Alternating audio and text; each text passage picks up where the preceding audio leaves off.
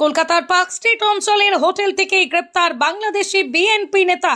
আপনাদের জানিয়ে রাখবো আরো একবার, এই মুহূর্তে যে খবর আমাদের কাছে এসে পৌঁছচ্ছে, কলকাতার পার্ক স্ট্রিট অঞ্চলে হোটেল থেকে গ্রেপ্তার বাংলাদেশি বিএনপি নেতা। কলকাতার পার্ক স্ট্রিট অঞ্চলের হোটেল থেকে গ্রেপ্তার বাংলাদেশি বিএনপি নেতা। গোপন সূত্রে খবর পেয়ে পার্ক স্ট্রিট থানার পুলিশ গ্রেপ্তার করে তাকে। তার কাছ থেকে বাজেয়াপ্ত হয়েছে একটি জাল পাসপোর্ট।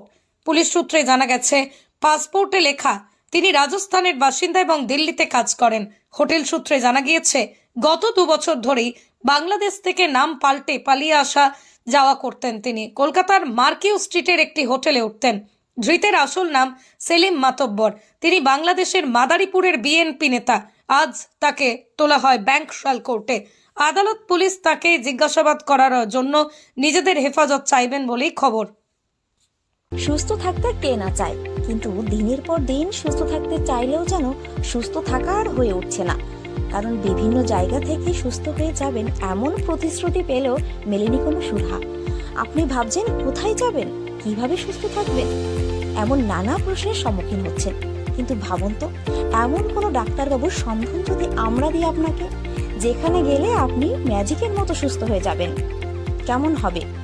হ্যাঁ, আপনি ঠিকই শুনেছেন, চিন্তার কোনো কারণ নেই। সেই সন্ধান দেব আমরা আপনাকে। কথায় আছে, ডাক্তার হলো ভগবান, তবে সেই ভগবানের সন্ধান কজন পায়?